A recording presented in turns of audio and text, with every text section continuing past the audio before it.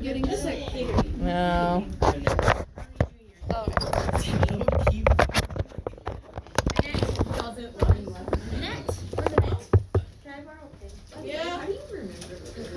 Okay, guys. Because everybody's so boisterous and loud, it's hard not to listen. Like, I literally do sometimes because I was listening to people scream. Although I did them later.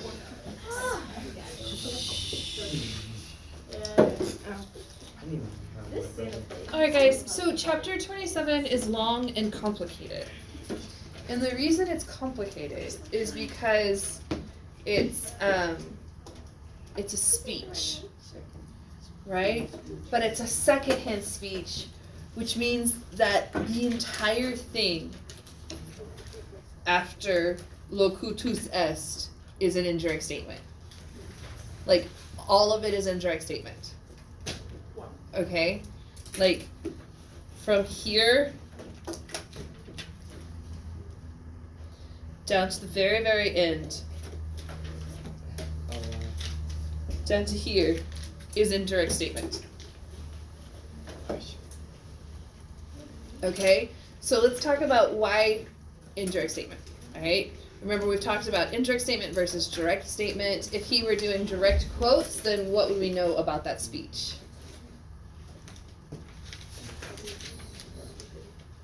He was either there for it, or he trusts his sources. Right? Okay? When he puts it into indirect speech, my understanding is it's more like they said something along the lines of this. Okay? So the hardest part of this thing is, like, first of all of your verbs are infinitives, except for whenever they're a dependent clause, and then they're subjunctive. Right? Okay. So, the reason this particular speech is important is because this, remember we talked about this particular book, book 5, you've got two soldiers that decide to leave, you've got two commanders basically, and they're going to fight over whether they should leave their camp or not, based on the information that Ambiorix gives in this speech. Okay? So the information that Ambiorix gives in this speech is that the Germans are coming, they've already crossed the river, but they could go to Cicero or Labienus, it doesn't matter which one, and he promises that they'll have a safe journey. Okay, and then that's going to trigger a fight between Cotta and Sabinus. Cotta saying, this guy's an enemy, we can't trust him, even if he says we can have safe passage, we can't trust an enemy. And Sabinus saying, we trust this guy because he's helped us before and he'll help us this time, and we should go ahead and go. Alright? So that's kind of where this is headed. So that's why we care about this particular really, really long speech. Okay? So, sorry, I have to assemble my books.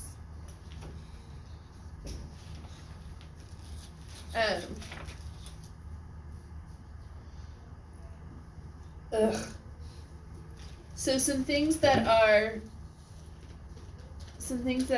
isolated in Hans and the footnote. All right, we have locutus est. All right, and this is the verb that triggers the indirect statement.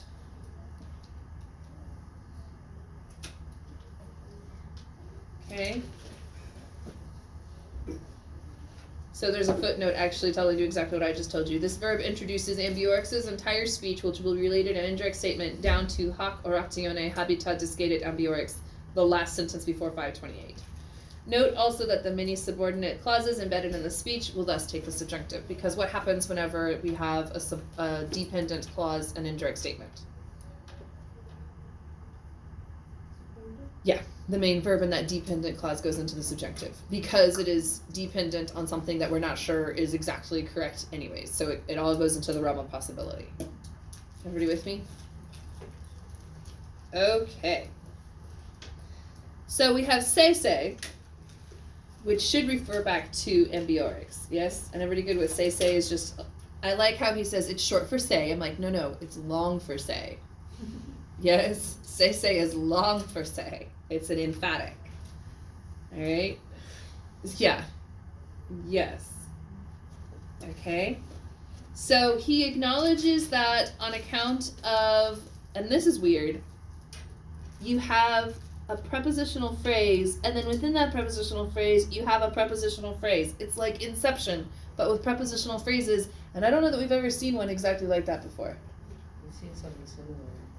Not quite like, so this is on account of the benefits of Caesar towards him, and he had a special way that he translated it, and I left my packet over there.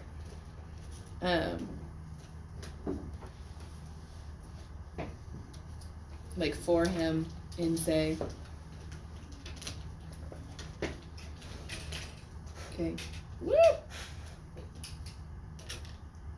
Alright, he said that he acknowledged that in return for Caesar's kindness toward himself, toward him, he owed him a great deal.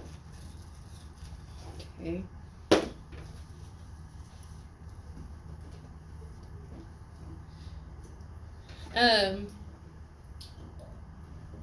So there actually is a footnote about this Inception.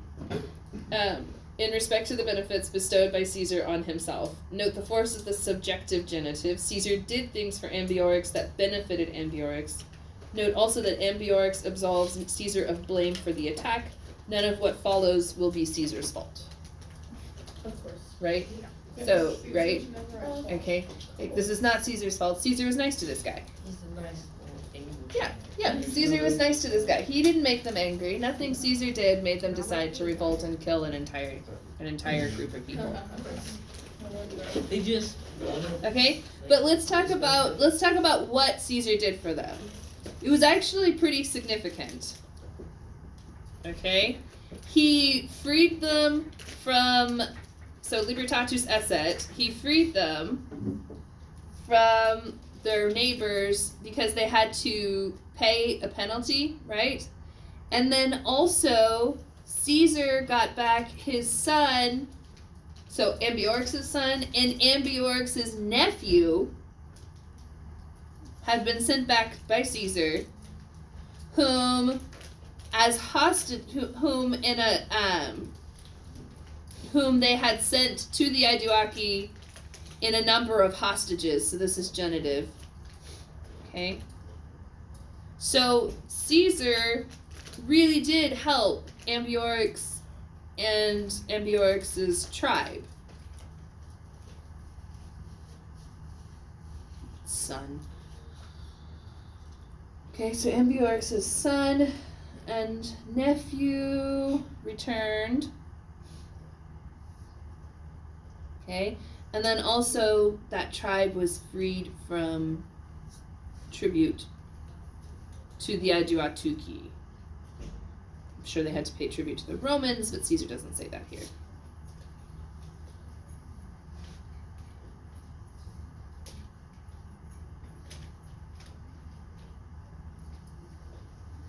Okay, so Caesar helped in two ways. Returned from slavery. Okay?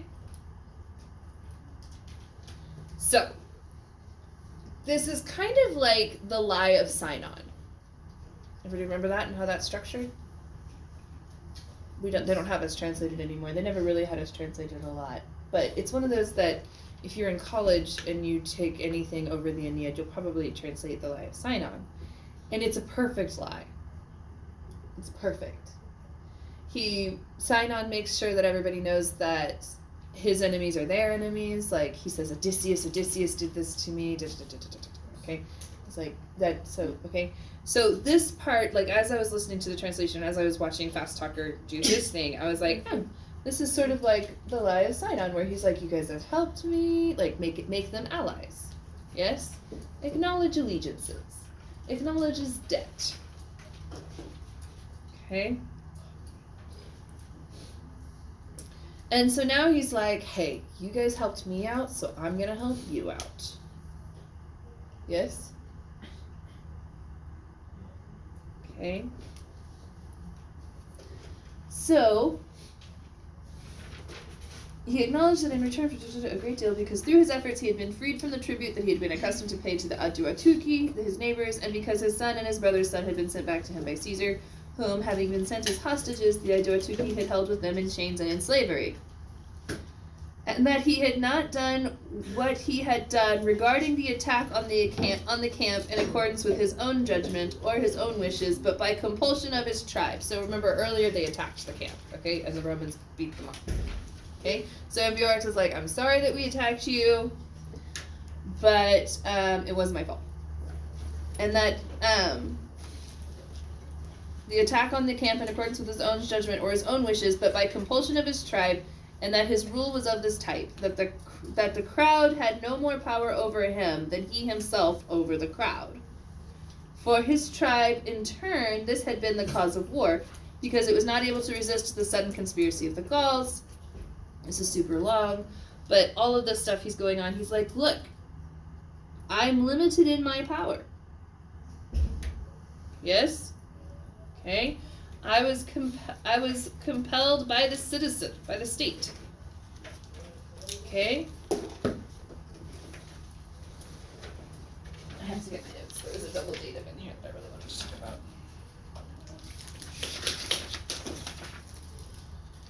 Okay?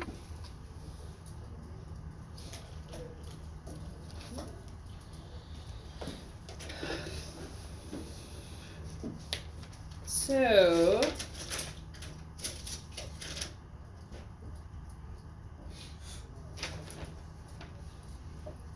there we go. Anyways,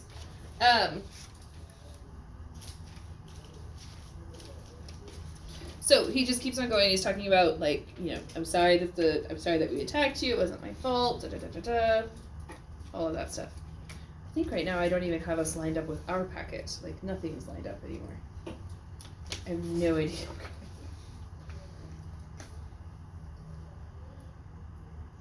Okay. On the second page,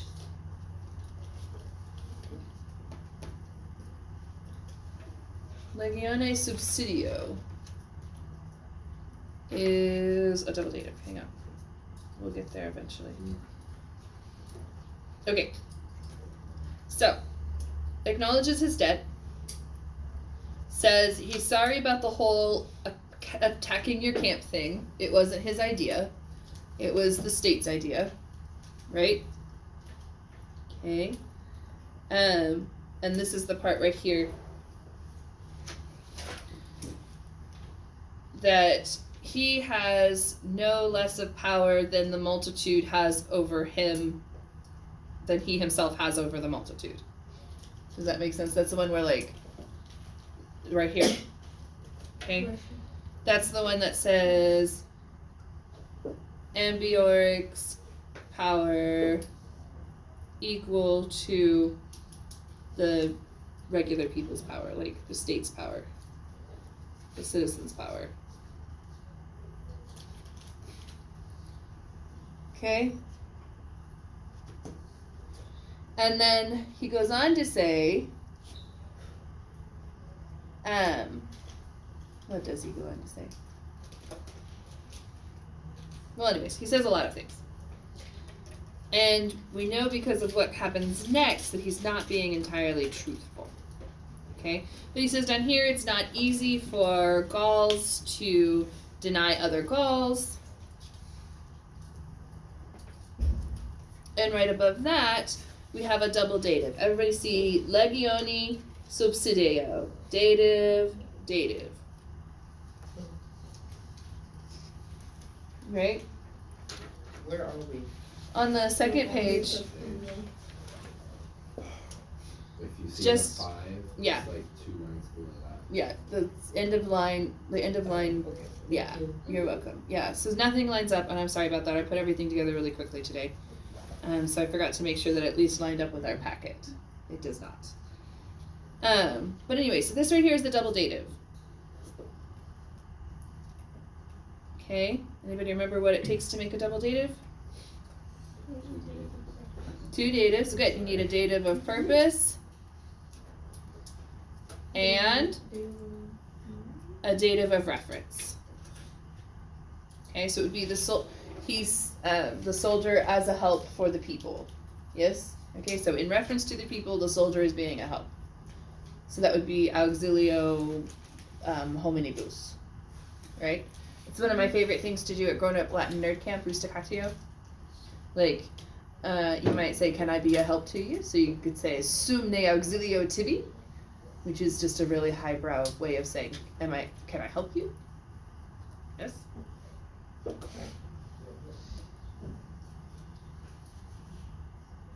Okay.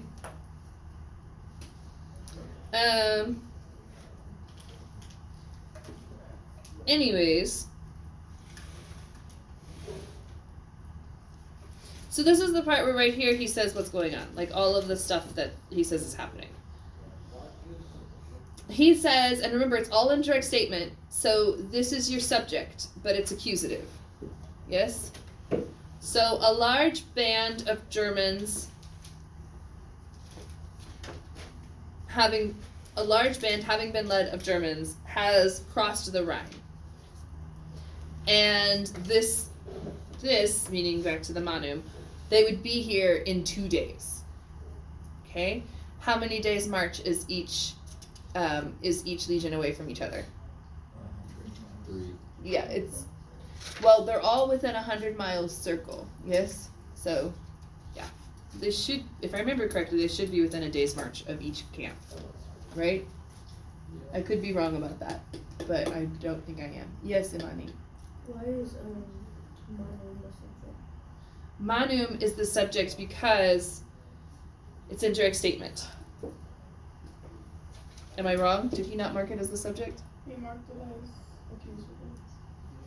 He did. I could be wrong. So then where's my subject? Oh, honk. Yeah. I don't think he should have. Nope, I think he's wrong. It's accusative, but it's the subject. Okay, let's check my translation. Germans. A large band of Germans had been gathered and had crossed the Rhine. Yeah, so this is your subject. It's just, remember I said it's really confusing because it's all indirect statement. Yes? Okay, so it is accusative. He's right about the O, but it has an X in it. Okay. So a large band of Germans has been collected and has crossed the Rhine. So, and we're also missing an act here, which we don't actually need. And then honk, again, is the subject of ad fure. This understood band of men would be here in 2 days. Okay, now keep in mind everything, the reason I say would instead of will is because all the way back here, locutus est was perfect, yes?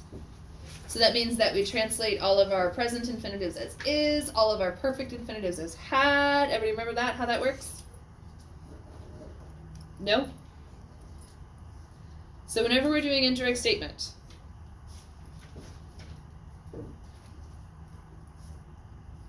okay, remember we use infinitives, right? But we only have 3 tenses in the infinitives. We have future, present, and perfect. Right? Okay. So that means that our main verb, okay, our main verb is going to line up with our present tense infinitive. okay? Our main verb, or our trigger verb if you prefer, in this case is locutus est, which is perfect, okay? So that means that this basically downgrades, okay? So locutus est, I'm going to draw another timeline, right? Okay. I'm going to take that off. So our main verb is locutus est, okay? Hang on.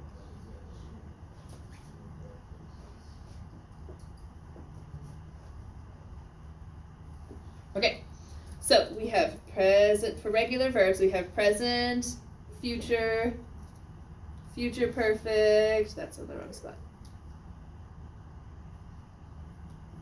Imperfect, pluperfect, perfect.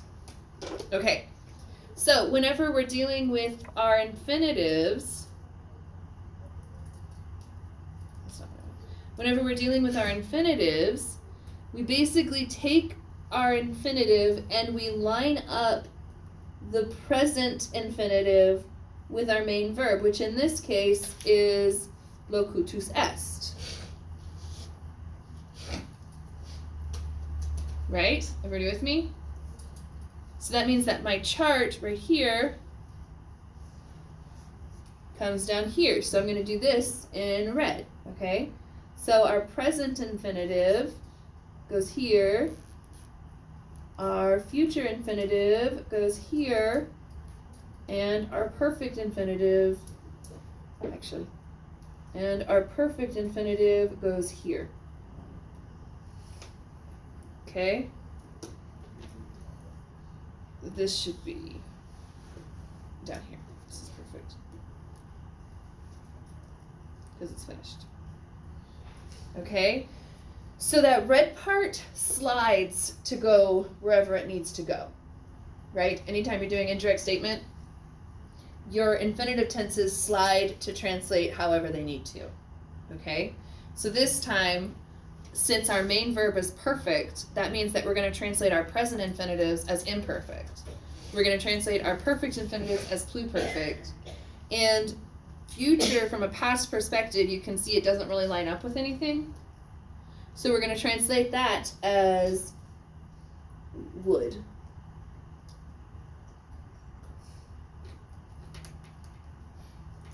Everybody okay?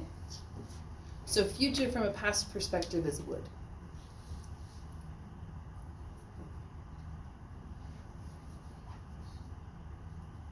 Does that help a little bit? So it's just a sliding scale. If the main verb had been, let's see if I can. So imagine your main verb, your future perfect, present, imperfect, perfect, pluperfect, right? Okay. If our main verb had been loquitur, then our infinitives would go here, here, and here, here, and here. Does that make sense? Everyone with me? Hello? And the computer's just been stuff. Oh, it's not catching up. Sorry. It's been Glitching. it's been having troubles all day. Did it just disconnect completely? No, it just No, like it turned everything like whole pink. screen turned pink. I thought when you looked at it, so maybe you should do that one. Behave yourself. Okay. But anyways, does that make sense? So we shift how we translate our infinitives based on our main verb. Okay? I have a worksheet. I'll get it for you. It's one of Mog's. It's a good one. Okay? But hopefully that helps a little bit. Alright, but that's why when it says ad fore biduo, first of all, remember ad fore is a syncopated or contracted form of ad futuram. He says it's ad futurum. It should actually be ad futuram because it's going to agree with honk. right? Okay.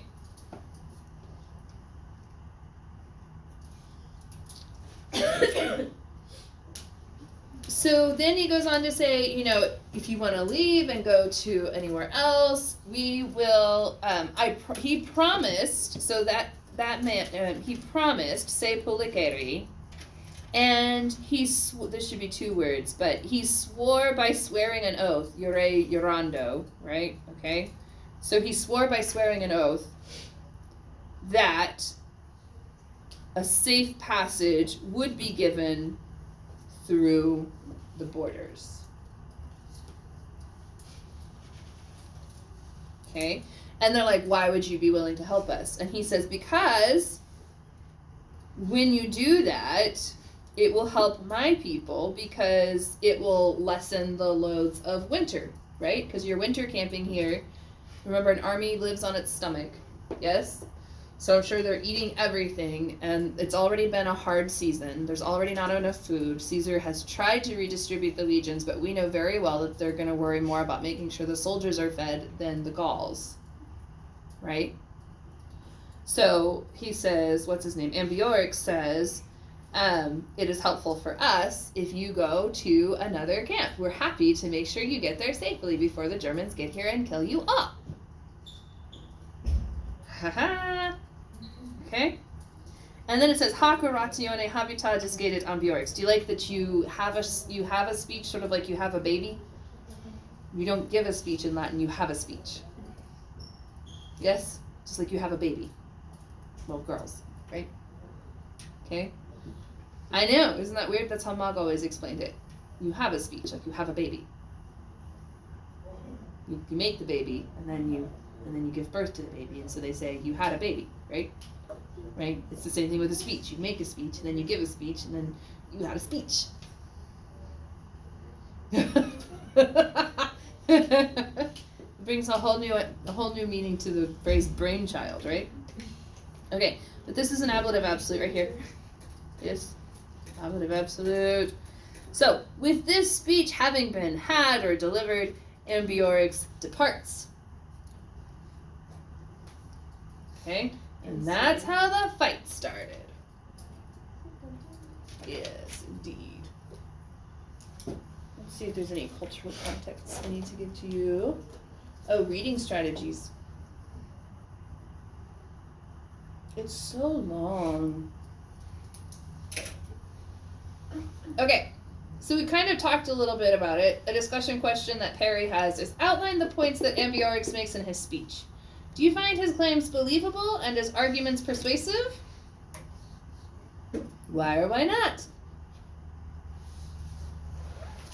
Okay, and then having read this, and 4s, you know what happens next, but 3s, theoretically you don't. What would you do if you're the Roman commander, and why? Think about this before you read the next chapter. So this guy comes and he says, the Germans are coming, they're going to be here, they've gathered a large band of men, they'll be here in 2 days. I promise you safe passage if you want to go to another one of your legions to kind of shore up. What do you think? What would you do? Do you listen? Huh? Kill them all? Get more information. Get more information? Do you listen to the general? Also, keep in mind this general is the general of a tribe that just attacked your camp. Be like, how do you know? How do you know and why can we trust you? Yeah. Why are you telling us? Yeah. So the general consensus is we would ask more questions, give more information. Well, he told us why he's telling them. He feels like he owes them. He feels bad about the whole attacking the camp thing. Sorry for attacking Sorry you. You can Like the go. whole killing a thing. Yeah, but if you'll just leave, I can keep you safe. Okay. Yeah, that seems. Yeah. You start doing that to their face. Look, guys, you just tried to kill us No, but yesterday. No, if you leave, we can keep staying. Yeah. Just as Yep. Okay, so just discussion things to think about. Test questions.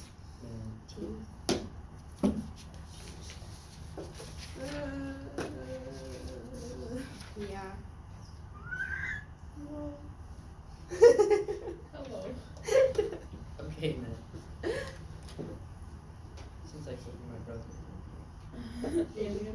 Yeah, he does that all the time. Sometimes he'll wake up in the middle of the night because he's making random noises. Okay.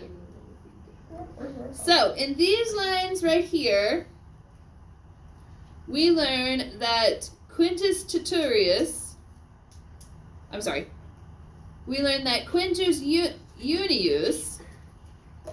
from Spain, a certain Quintus Junius from Spain, A, was very untrustworthy, B, had often been sent on missions by Caesar, C did not at all like the Treveri, or D, was a beloved friend of Arpinius. Yes. Okay, so had often been sent by Caesar. Okay, and we get that there. Yes, who before now, having been sent by, anyways, all of that right here. Woo! That is the answer to that question. Yes, everybody with me? Okay. Alrighty. So that goes down to here then. Okay. Pro Caesarius in se beneficiis is best translated A, he was kind to Caesar, B, in spite of his kindly feelings, C, for Caesar's kindness toward him, or D, in spite of Caesar's kindness. It is C, on account of the kindness of Caesar towards him. Yes? Okay, just having read it without having, just from memory, which of the following had the adjuatugi not done to Ambiorix's people? A, compelled them to pay tribute, B, held Ambiorix's relatives as hostages, C, expelled them from their lands, or D, kept their hostages in chains and slavery? So which one did they not do? C, they did not kick them out, right? Okay, we know that they took his son and his nephew as prisoners, as hostages, and then they kept their hostages as slaves and in chains. Okay.